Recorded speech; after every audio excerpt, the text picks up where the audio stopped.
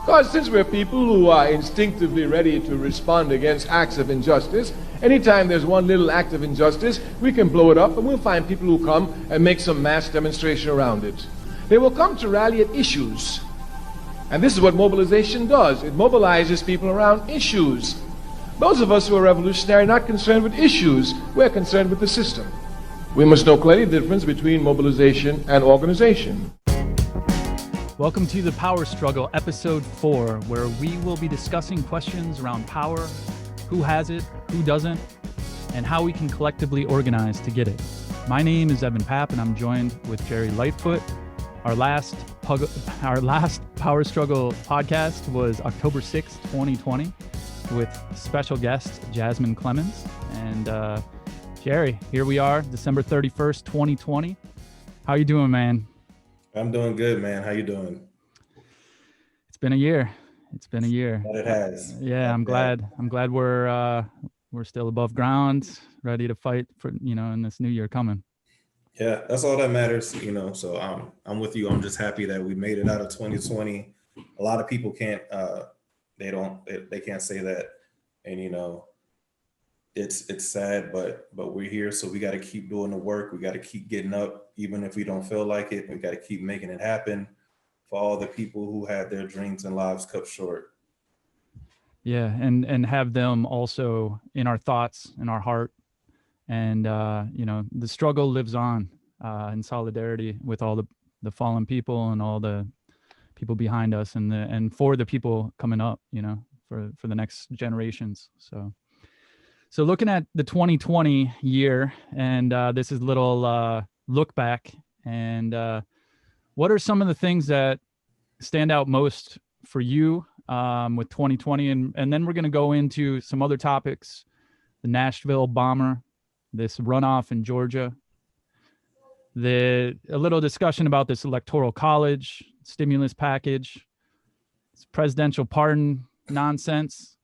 And something I would like to also add is, looking at the look ahead for 2021, what we're tracking. So I guess to start off on the 2020 recap, what are some of the top stories, man? Here, I'm passing the mic to you. Man, so top stories 2020. Of course, we have to talk about COVID-19. Not even to talk about it because that's like beating a dead horse. We all know, we've all seen its effects. I just never thought that I would live in the house for a year, like legit, pretty much be in the house for a year. It affected everything from shutting down the country to jobs, to the way we work. And you can think about so many corporations were against work from home because they felt like people really wouldn't be working.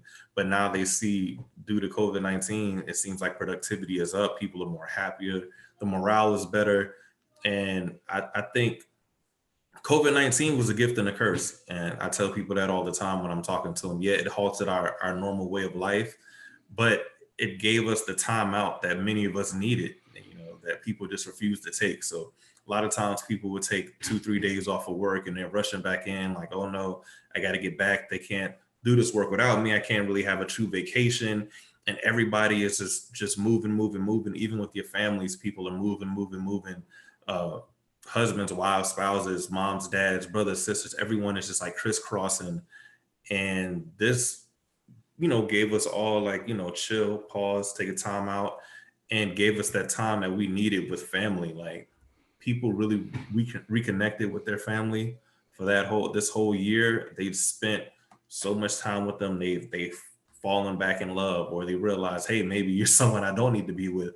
But whatever it was, they were able to get that realization and find that peace. And they only did that because of all the time that we have been spending, together with one another. So we got to talk. Yeah, C-19. Of course, everything that happened with George Floyd and Breonna Taylor, that was like a huge catalyst for a lot of things that happened this year, especially when you talk about the struggle, you talk about the movement, you talk about, equality or inequality for that matter. We have to talk about them. And the 2020 election, after that, it seemed like we rolled right into everyone, hitting the pavement, how this election will look with COVID, the the ballots, whether people were going to try to sway the election, whether people were going to try to rig it. Other countries already given their input, so it was a lot. And on a personal level too, you want to just share a little bit about like your highlights, because I know you've been grinding on a lot of different levels too. Yeah, man. So definitely been grinding on a lot of levels. I'm just really thankful for my family, for my health, for the opportunity. Of course, we finished NLC together 6 months ago in June, finished the capstone and graduated, even though it probably wasn't how we envisioned it when we first started due to COVID, but we were able to see that through. And from there, just starting to get, grassroots, getting a part of the community. I'm still relatively new to the DMV area, so trying to contribute on the way that I contributed when I lived in cities like Atlanta and New York and everything, and even Tallahassee, Florida. I went to college at Florida A&M. So this year it's been all about business, that making sure my family's good, getting the second bachelor's. Yeah, more education. Yeah, more education. Continuous learning, lifelong learning, man. Continuous learning, lifelong learning. I feel like, when it comes to knowledge, that's something I just crave. Like I want to get as much of it. I read. And I say this, I'm not talking about, your romance novels or your sci-fi or your Stephen King. I mean, like real literature, things that will help you, things that will better you, things that tell you what's really going on in the world, things that they don't want you to know because they figure you'll never pick up the book and actually take the time and thumb through it. So I'm just a student of life. I feel the more that I acquire knowledge-wise, the more that I'll have wisdom-wise to give back to my sons. And it's all about equipping them to get out there and be the best they can be in the world. And they have to know.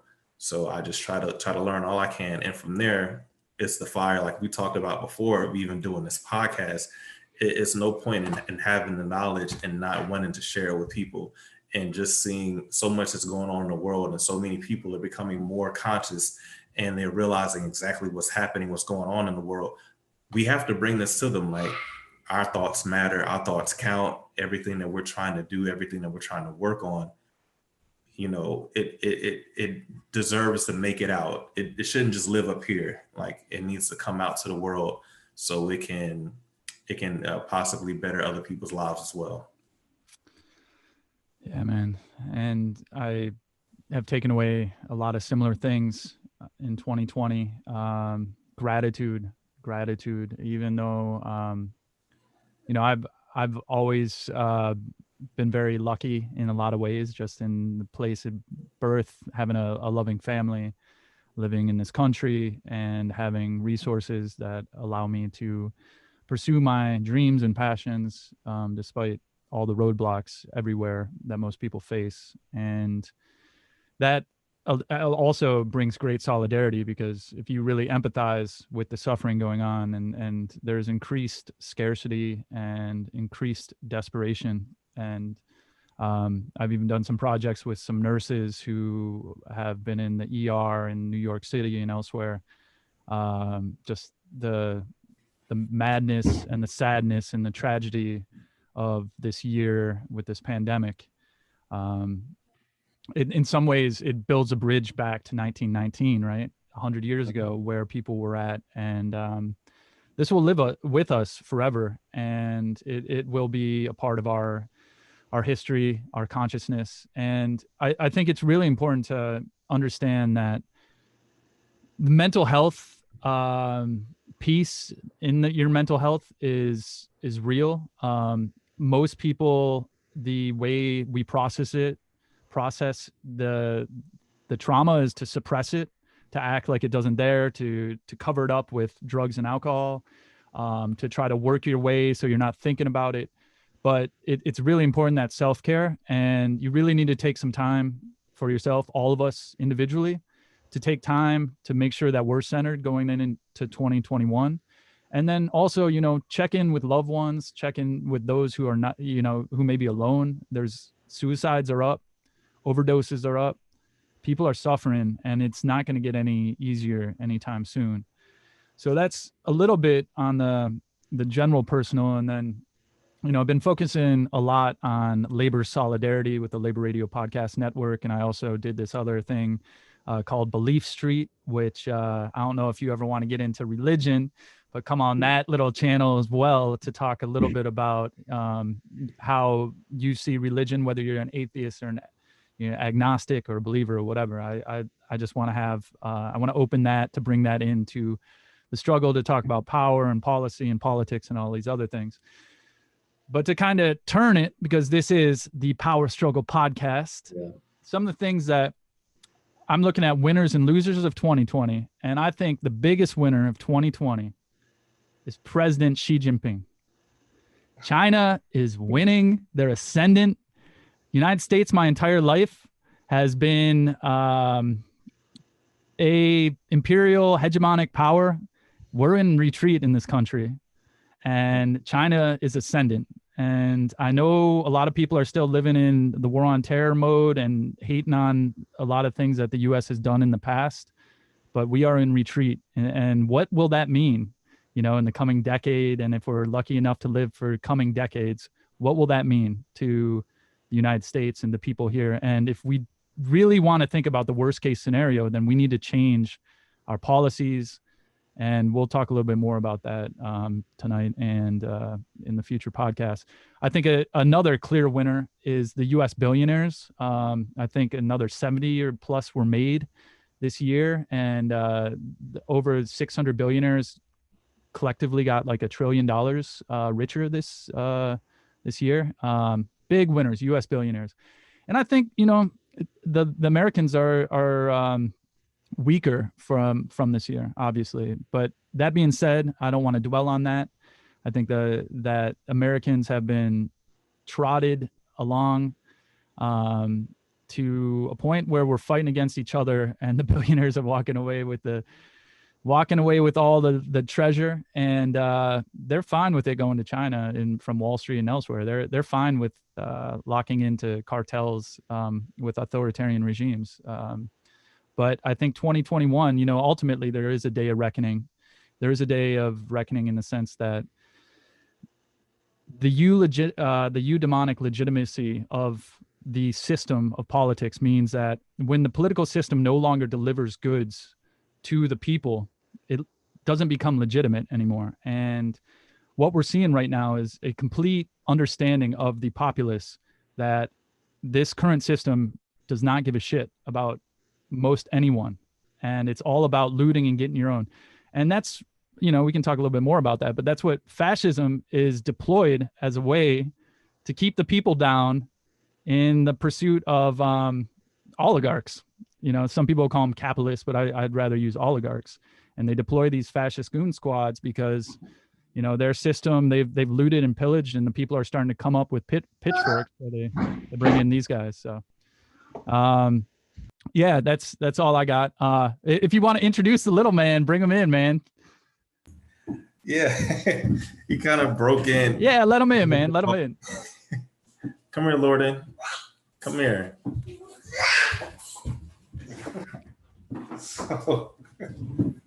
Oh, man. Okay. Look at that little man. This is my youngest, Lordan. He's 2. Say hey. Kind of. No, I don't need to see it. Yeah, don't do that. But yeah, definitely just busted in. So wave. Wait, say hi. Say bye. Go ahead and go with your brothers. Come on, Lordan. Oh man. They want their dad. So we got to keep moving on this. So let's move to this topic about this Nashville bomber, Christmas Day bomber. When I first heard about it, I was like, this is kind of strange. Gunshots, and then countdown, and then bombing. Mm-hmm. And then I look at the bombing aftermath, and an entire city block is just, and I'm like, damn, what kind of bomb was that? And then, they found this guy, I forget his name, but he had some woman, 29-year-old in California that he titled a home to. And I guess there's a couple people who said that this guy was building, that he said that he was going to become famous. There's a leaked neighbor who said that. I haven't actually seen the actual interview of the neighbor saying it. I don't know if that's all. But I do think the idea of white fascist terrorism is something on the rise. So that's my little take from it. I'm throwing it to you again, man. Yeah, honestly, I was I was shocked when I heard about it, because I don't know, it just, ever since maybe the Oklahoma bombing, um, back in with Timothy McVeigh, like in the 90s, we really haven't had many homegrown, besides going out and shooting people up, where they're just bombing things like that. So it was not foreign. So I was able to get it, but to process it, but still my mind wasn't really wrapped around the fact that this just happened. Like, this just happened in 2020, when people are already in the house and no one's really outside anyway. So what was the point? And to me, I think that it was one of those things to where, like you said, he was trying to become famous, and whether he had it all together up top, or, for whatever reason, I feel that he really wasn't trying to take lives like that. Because if you're trying to get maximum impact, then you roll up to a place that is going to be a lot of people during a big time event, like maybe a sporting event or a reason for people to gather in public, and you roll there, you put your vehicle there, Yeah. and you detonate. Like, he went through this whole song and dance of he broadcasted a warning. So his warning is giving a countdown. It's telling people to evacuate the area. And that doesn't sound like somebody who's trying to take a bunch of lives. So for whatever reason, maybe he was just hell bent on taking his own life, and wanted to go out in a blaze of glory, and not do it the traditional way. He wanted to make headlines, and he kind of wanted to live forever, or live in infamy. I believe that's what he chose to do. So, but I do believe domestic terrorists, for whatever reason, people never want to call it that. They want to say, "Oh, this person, he was so good in third grade. He got straight C's, but he was a heart pure of gold, and he used to help old ladies cross the street, and all this other nonsense." Nobody ever wants to call it for what it is. They seem like only Black and brown people from the Middle East can be terrorists when they come over here. And that's something that the FBI, that a lot of the federal bureaus, law enforcement wise, have been tracking since like around 2009, 2010, is the rise of domestic terrorists, the rise of people leaving these white supremacist groups and going into various forms of law enforcement, or going into law schools, so they can be the DAs, so they can end up being the judges, so they can just run that whole side of the system, lock and key.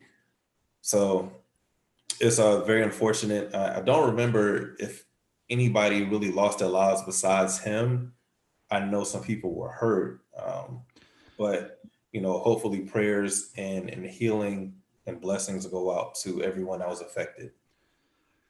Yeah, I still haven't seen a motive, really. I haven't, just like the Las Vegas shooter, no motive, right? Right. It's very bizarre. Like, if you're a detective, there's three things you always have to think about: means, motive, and opportunity, right?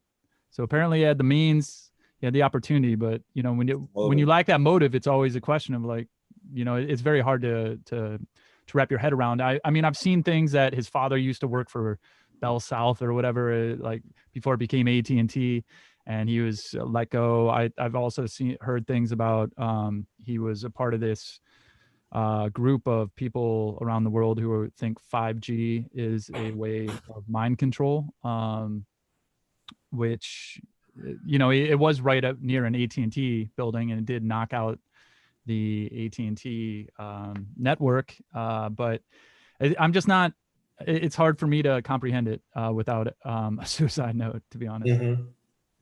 Like, I mean, anyway, so I'm just perplexed, and I'm still, if I'm a juror, I need a little more evidence on what it is, but that puts me in the conspiracy theory camp. So there's bigger fights to fight than that one. So, and unless we start seeing these all around the country and just one guy dies in his RV and they're just lone wolves, you know, and then my spider sense is gonna go off a little more. Mm-hmm. So, and all these people against 5G, just to give you a heads up, China right now is positioned to take over 5G in the world, and that's going to have implications on everything, because 5G is not just a faster phone component. It's literally you create, I heard this really great analogy about, it's almost the system that is going to be in the ether. So you could literally just say, hey, Uber, pick me up.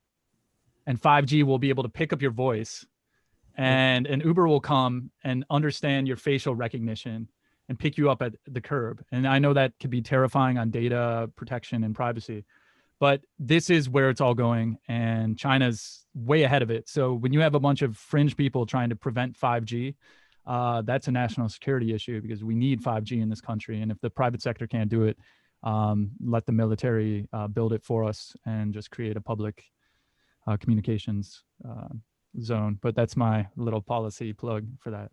Yeah, I mean, just real quick on that before we move on, like the whole 5G, like you're talking about, that what it would allow you to do in the long run. It's pretty much more so like the highway, and the vehicle, which has actually been in play for a while, is like the IoT. So if you're familiar with the IoT, what's the IoT? If you know, the IoT is the Internet of Things. Mm-hmm. So when you get a chance, just like look up IoT real quick, and it talks about all the different technology and things that you wouldn't even think about that are starting to come together. Like if you look in your home, how things could be controlled, like your thermostat, your refrigerator, you can just say, hey, what's in my refrigerator? And it can tell you. Like I said, your thermostat, your alarm system, your lighting, everything that we pretty much use on a day-to-day basis, they're finding a way to link each and everything. So we'll be able to pretty much do it, like you said, with our voice or with our facial recognition. So 5G is almost like the catalyst. It's like the off ramp. Before we were on the expressway, we kind of getting there. 5G is the off ramp that's going to take us to link in all of those things. And it could be a good thing, but more so, we usually know more technology is a bad thing, because people never do what they're supposed to do with it. It's got to be highly regulated, and Right. we got to get to the point where our data is protected. You know, we got to move that needle in the coming days, weeks, years. But moving ahead to this runoff election in your former state, Georgia. What are you hearing, man? I heard there's high early turnout. Are you connected with folks down there? Are they getting fatigued? Or are they still energized? Yeah, it looks like everyone's still energized from what I've seen from my friends and family that still live in Georgia, specifically in the Atlanta area, Metro Atlanta, and the surrounding counties. They are still highly motivated, highly energized. Everyone got out and voted. Everyone's pretty much early voting. So I've, all up and down my timeline, it's like the I voted sticker, the I voted sticker. Good. So I see that. And right after, once it was announced that it was going to be a runoff, like I went online and I logged in, and I had them send me another absentee ballot out, because that's how I voted, and I'm still registered in Georgia for the time being. So that's how I voted in this past election with the mail-in ballot, and that's how I wanted to vote for the runoff. The crazy thing about it is I actually sent my ballot back about 2 weeks ago. It'll be 2 weeks. I think it was 2 weeks today. 2 weeks, but it's still showing that it's not received. Yeah. And when I try to track it, it's still showing as if it's en route to me. So I called the Secretary of State, the number that they have for it, and I let them know, like, hey, this is the issue that I'm having with my ballot. I sent it 2 weeks ago. It needs to say received. It's probably not counted yet, because I know they didn't count my ballot. Even though mine said accepted last time, it didn't say counted until after the day after they had the actual election. So they had all the people that came in person, and then they start, I guess that's Georgia law, then they start counting the mail-in ballots. And that's when you saw that flip from Trump to Biden during that time period, where they start counting in all of the ballots that had been mailed in. So yeah, man. And a lot of these Republican controlled state houses wanted the counting to happen after election instead of pre-counting, and then they start complaining when all these votes come in. And it's crazy with you know, this, let's be honest, the governor, Kemp, he stole the election from Stacey Abrams. Yeah. They, like, vast swaths of Georgian voters were completely thrown off the ballot with cross-check. Major, they've shut down voting rolls. They've even reduced, there was 3-hour waits for the presidential election in November. They've even limited the number of polling places where you can go cast a ballot. You know, I'm so sick and tired of these people talking about voter fraud. It's called vote fraud. And these people shut down the post office. You may be a victim of this right now, you know, like that. And I'm super pro post office. And then they do this junk with DeJoy, who should go to prison for this, for messing with the United States Postal Service. There's federal laws against that. And that I've seen some things from Greg Palast that there's 200,000 votes that are currently suppressed from this, like the presidential election. So even Ossoff and Warnock, they would have got in through this. And who are they going after? They're going after Kelly Loeffler, her husband's Wall Street, you know, hyena hedge fund manager, you know, $800 million. This is a Vandy project. There's tons of corruption where she's actually overseeing things in the Senate that she sits on the boards with. I mean, this is just, I mean, in your face corruption. And then of course, David Perdue, insider trading. Yeah, insider trade. Like, come on, man. You and I do this outside of the Senate. We got cuffs on, man. I mean, think about it. And her own basketball team didn't even want to play for her. So she owns the Atlanta Dream. The Atlanta Dream, they're taking team photos with supporting the other people running for Senate, or they're saying, like, you know, they didn't want to play when they had the certain issues during the summer with, you know, George Floyd and Breonna Taylor, and they're trying to protest and they're trying to talk about it, and she's trying to suppress their voices. But of course, and this is the same person that, you know, didn't think the American people, she made all that money for herself, but she didn't want to go to bat for, I would say, Georgians, because that's who, you know, those are her constituents, getting that extra money needed. So think about from the time that the first stimulus checks came out, and what was that, maybe May? So it's been 6-7 months, and then you think all that people are worth is $600. So $100 for every month that we didn't take care of you. And that's 2019 salaries. Man. So if you lost your job in 2020 after having a higher salary in 2000, you didn't get shit, and you're not getting shit on this one either. Yeah, and then I heard there's a whisper campaign, or, you know, dog whistle shouting with you know, Warnock. He was a youth pastor in New York City, and they invited I don't know, a Cuban socialist or something. And they, you know, oh my God, he's a socialist and all that. Absolutely insane. And then they're doing another whisper campaign about Ossoff being a Jew. And the Republicans don't offer anything. They don't offer any actual material benefits of you voting for them.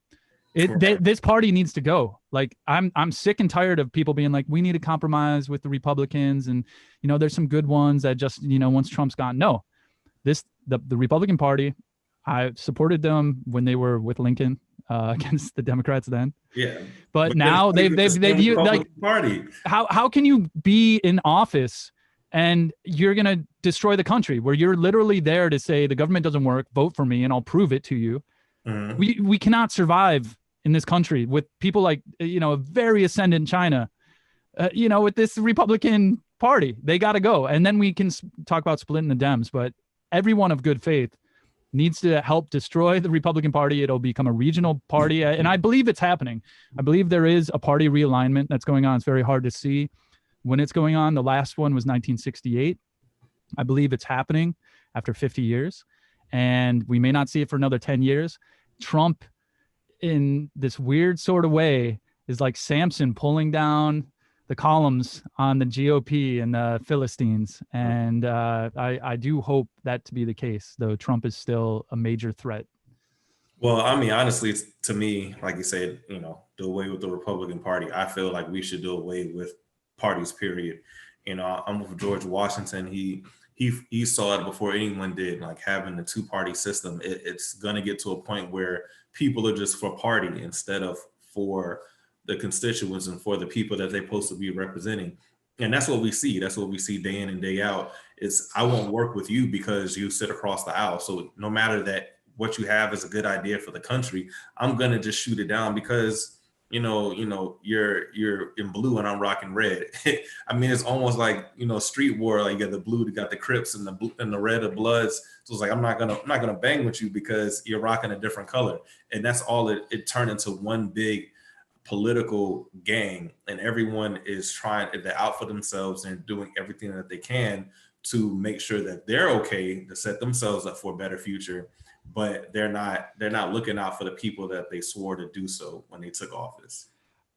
I mean, I agree with that to a point, but I think that Democrats, they're next on my chopping block, but I think there is a quantifiable difference between the GOP and I mean, and I understand what you're saying about the party thing, but they're different. They are at different fucking levels, man. I agree with you on that, but then, like I said, you just got to look at it from the stance of a lot of times people get where they are based strictly on party affiliation, not about what they're really trying to do, what they want to do, what they have done, what they can do. It's like, look, I'm with these people. I've aligned myself with them, so I automatically get like their base, their values, their everything, and vote for me.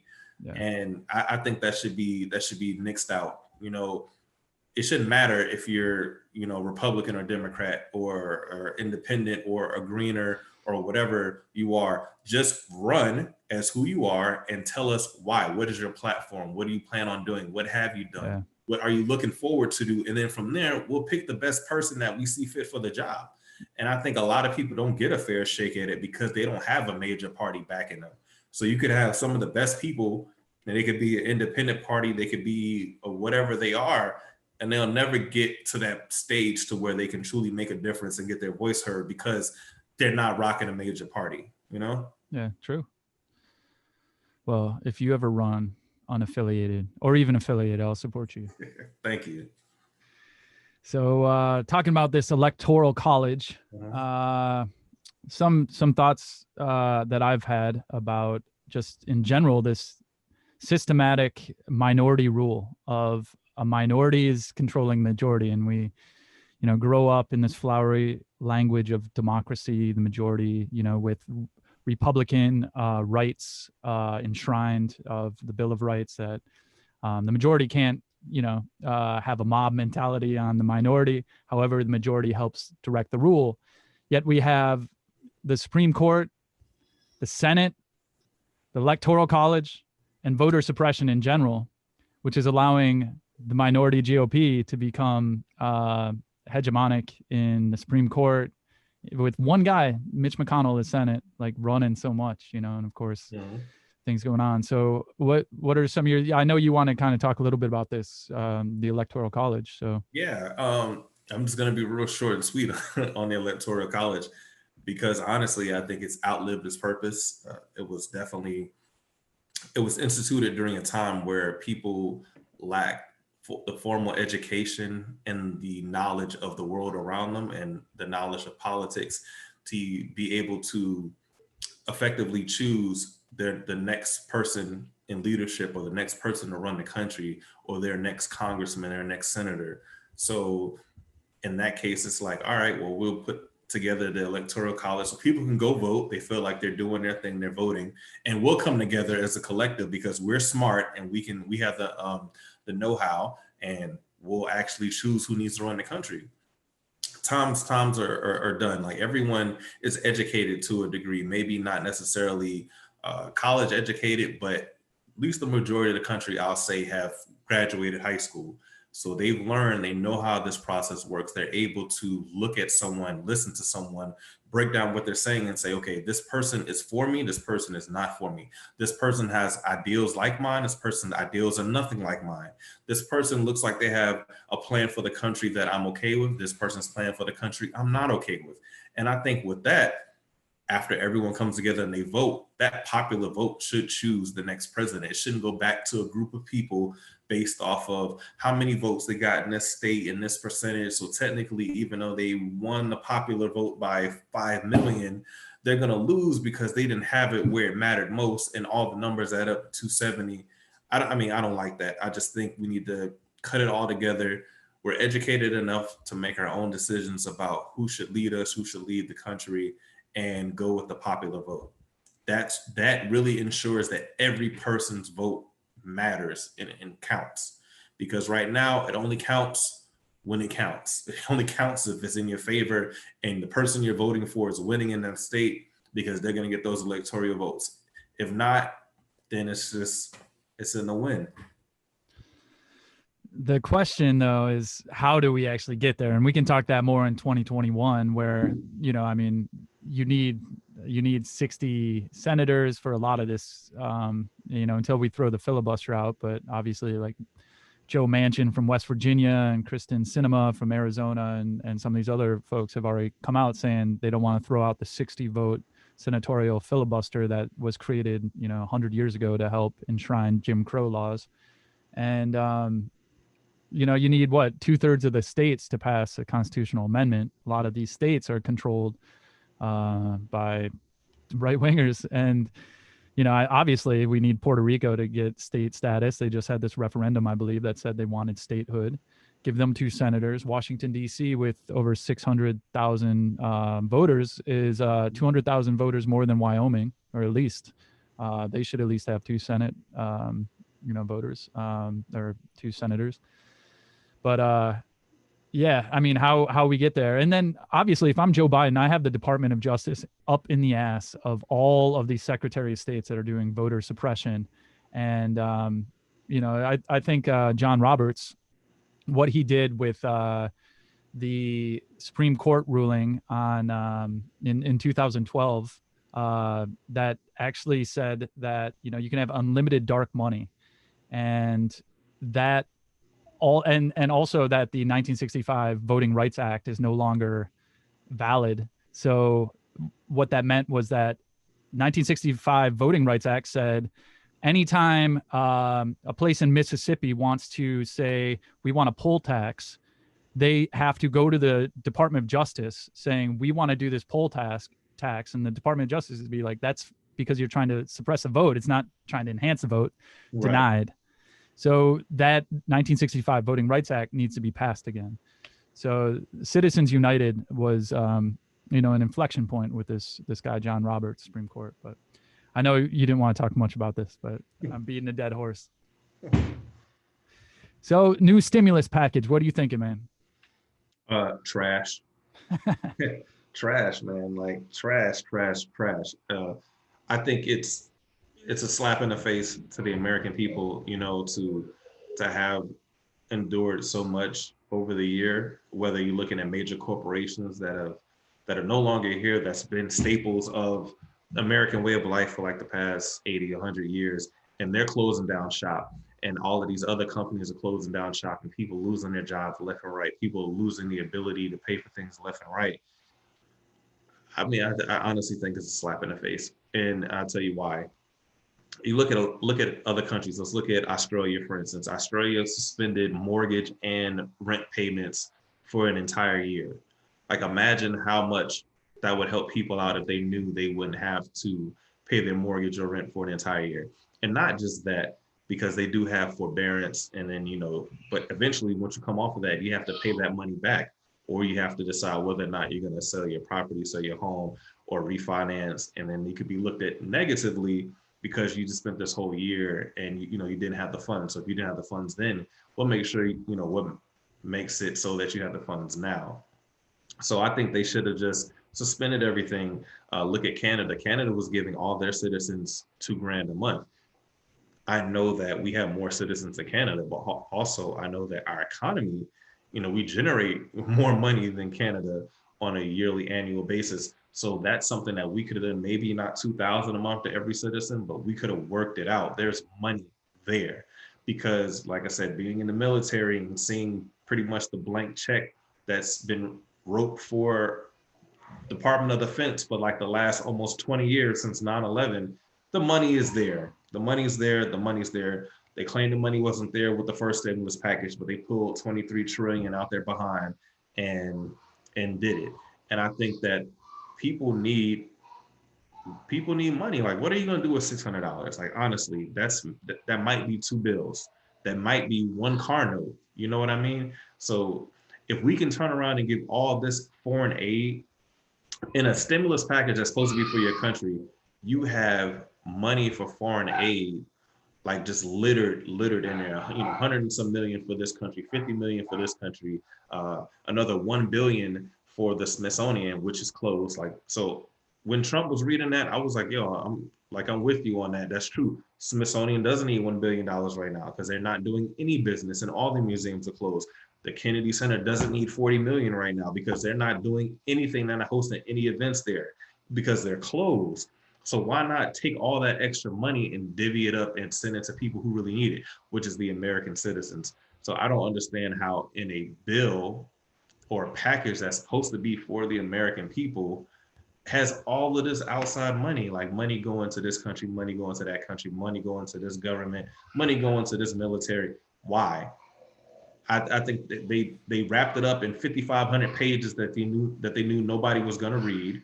And that's a way for them to just go ahead and slide stuff, pass it right under the rug and pull the wool over your eyes, and we'll never know what's coming until someone sit there and literally goes down line by line by line, showing you where all the money's going to. I think people should have gotten at least 2,000, if not more, and they can't talk about the national debt. It's already almost at 27 trillion, maybe closer to 30 by now, but it's went up about additional 10 trillion since Trump's been in office. So obviously, as fiscally responsible as Republicans claim to be, y'all are really not that fiscally responsible because we've hit another 10 trillion in our national debt. Well, that $1 trillion tax cut in 2017 was going to pay for itself, with the trickle down. We had that trickle down that they were talking about 40 years ago with Reagan, that never worked then, but was going to work under Trump. That trickle down, $1 trillion a year that was just lost in taxes. Yeah, the money that you claim that you were saving the corporations and they would reinvest into their employees, but they didn't. They just gave themselves bigger bonuses. Yeah, that trickle down. Yeah, it's important to remind ourselves that this whole crisis in the markets started in September 2019, before the first COVID case came on, where the overnight repo loan market, which is essentially where the Fed Reserve provides 0% interest loans to the major primary dealer banks of US dollar currency in the rest of the international financial system of the US dollar reserve currency, suddenly spiked from 0% overnight to about 10% because there was some talk in the system that a bank in Japan or Germany or in Wall Street was about to explode. So like the JP Morgan, the Citibank, the Goldman Sachs, Bank of America started raising their overnight interest rates to make sure that they could, help hedge against that liability. And so the Federal Reserve started pumping $100 billion overnight loans every day. 100 billion every day. And these are 0% overnight. A lot of them are overnight. Some are 2 week, some are 4 week, 6 week, some are longer. We haven't got a great understanding of that, to the point though, where it's been over $9 trillion since last year. 9 trillion just in the Federal Reserve. And this has nothing on the fiscal tax in, tax out type thing. That's where we're at. And a $2,000 check per month is, it's substantial. It's $500 billion for every American. Not every American needs it, clearly, but a lot of Americans do. Most do, I would say. And then it's not like we're living in a fucking bubble. Like Europe, we're paying their businesses to keep their employers on, and the businesses just became pass-throughs to the employees. And so it kept the business indemnified and whole, because I do, the left side that, talks shit about these small business owners being like, oh, they're complaining. No, people's livelihoods are being destroyed this year. Like 80% of restaurants in New York City, is wiped out, gone. Okay. And that's just a microcosm for the rest of the country. And there's a lot of small businesses who've spent their entire life building their business and destroying it. And they do employ a lot of people. You can't shut them down and then not make them whole again. You can't, obviously there's gonna be pushback to the shutdown if that's their livelihood. So it's just, it's so inane, insane, illogical on so many different levels. And this $600, come on, man. I mean, especially like you said, with the businesses, you can't shut them down and not make them whole. And the way that they are holding this PPP hostage, for small businesses, all these small business loans, and they've released it one time, and they opened it up again, I think back in maybe August or September, and they've just been sitting on it since, and they haven't even released the second wave of money. But then you have people like Joel Osteen, the minister, who lives in this. I swear his house is his own zip code. Like, it's huge. He has private jets, has everything. Like, why are we giving this man however many millions of dollars to, when he's already so well off anyway for his ministry? I don't get that. But these are the business loans that the government is pushing. So it's like, okay, well, shit on the mom and pop places, like you said, they use their whole livelihood, that's worked all these years to keep, and all these essential workers, shit on them too. Yeah, just shit on them, because it's only about keeping the people that can grease our pockets, that can do something for us in the long run, keeping them afloat. And I guarantee you that they don't need that money to be afloat. All these millionaires and billionaires getting these loans for their businesses, they're not running giant corporations where they have a payroll of thousands of people. That, in that case, I could probably understand, like, all right, because you can't consistently pay everyone out of your own pockets for however long. Got it. But for this person's consulting business, or this person's whatever business, with nobody on the payroll, really just themselves, to get all this money from the government is crazy.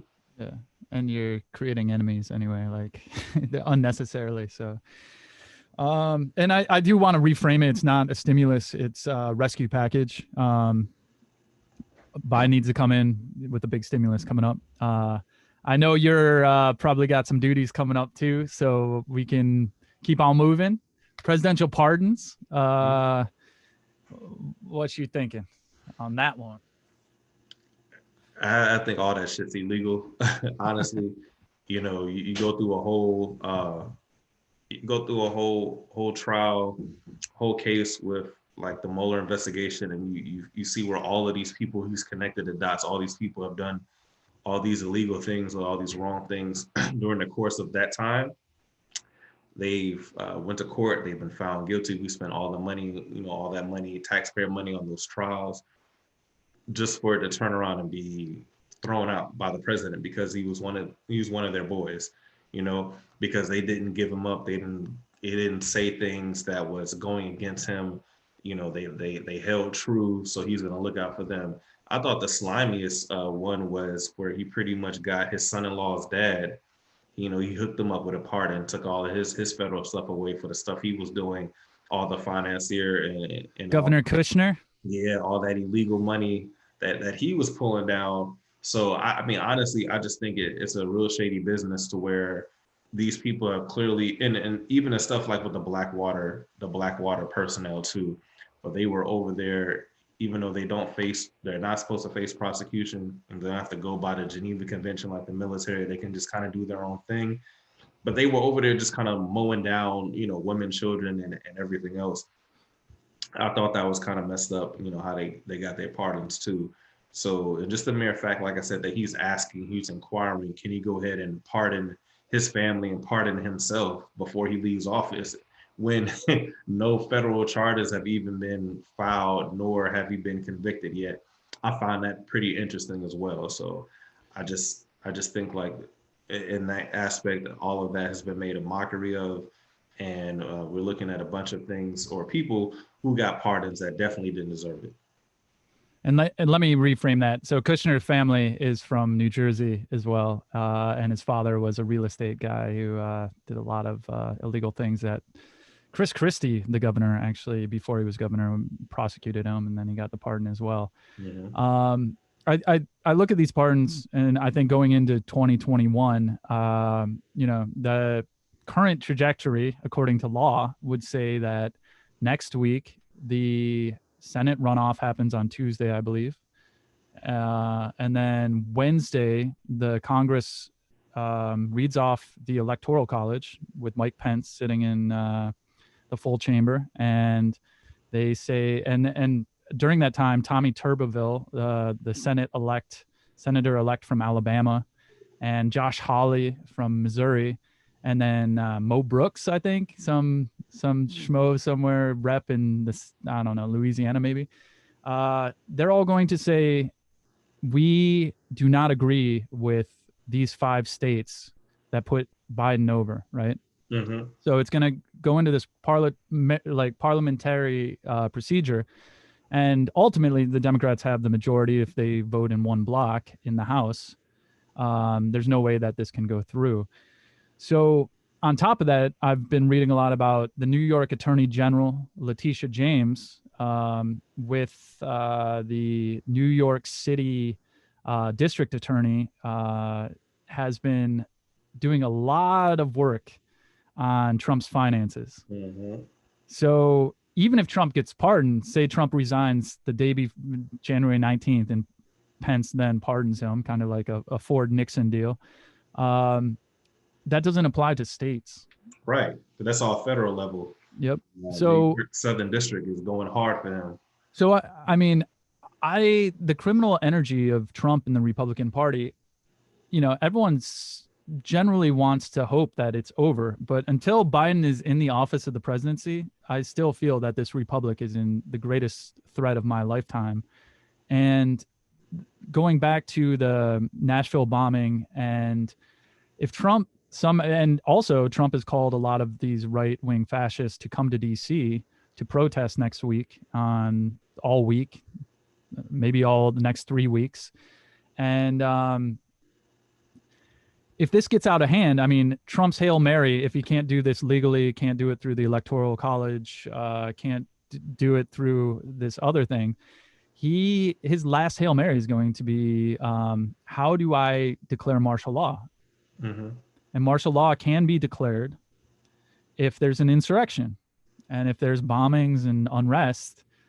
He's crazy enough to potentially try to do the martial law. And I know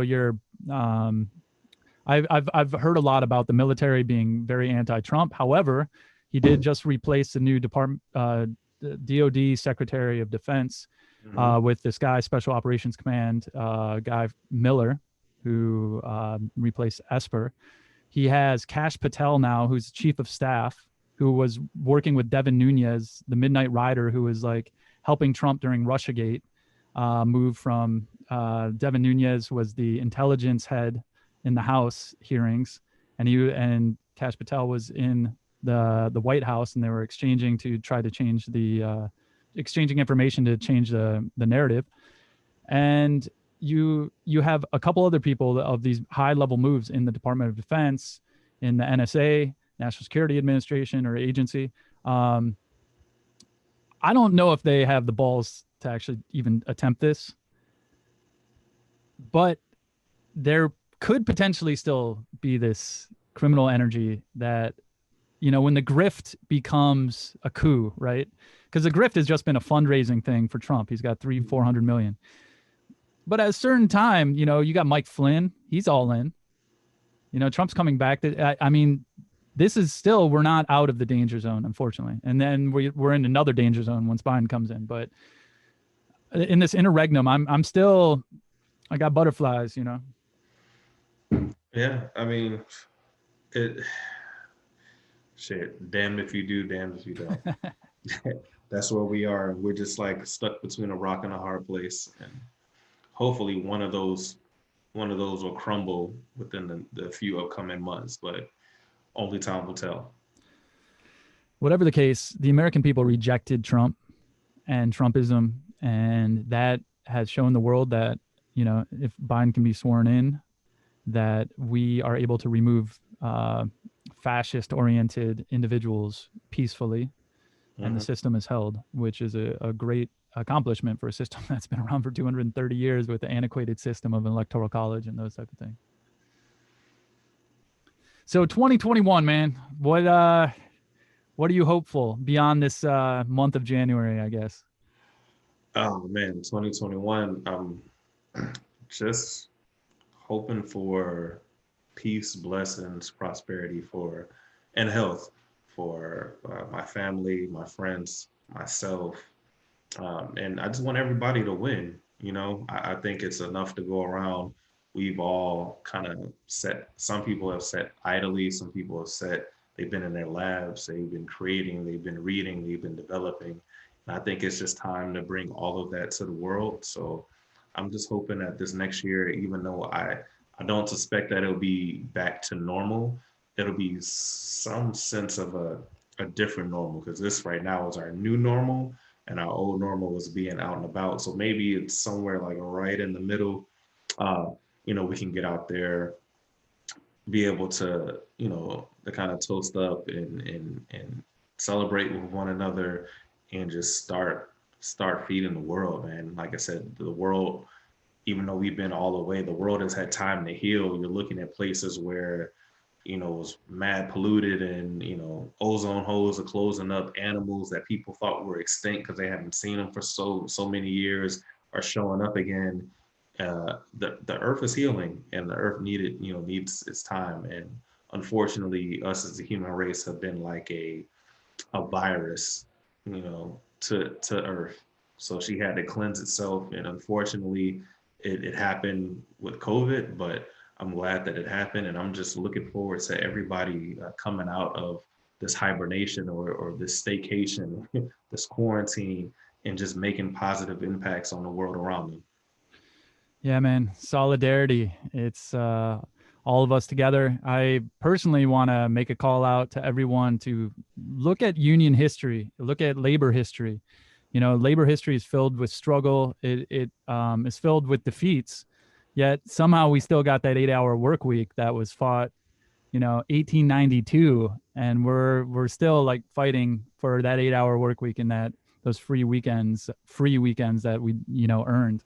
So organize your workplace, educate your family, and work with your community.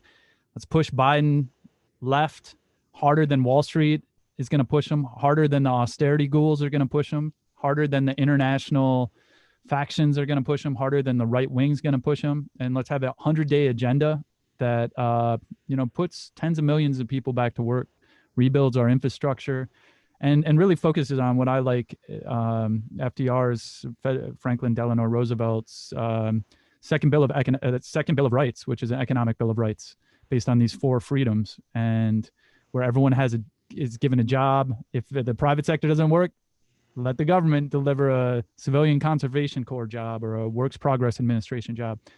Everyone gets a house, everyone gets healthcare, everyone's Social Security, and it is about love, love over fear. So. Yeah. Oh, I agree 100%. Definitely with that. Cheers, man. Cheers. Happy New Year, man. I'm so glad to know you, Jerry, and to work with you in the new year in the struggle, man. Same here, brother. 2021.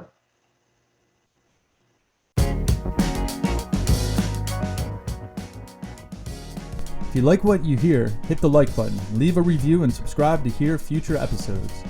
You can follow the conversation on Twitter using the hashtag PowerStrugglePodcast. And you can find us at empathymedialab.com and follow us on Twitter, Instagram, Facebook, LinkedIn, and Patreon at Empathy Media Lab. Stay well, everyone, and educate yourself, organize, and mobilize to fight the power and create a brighter future.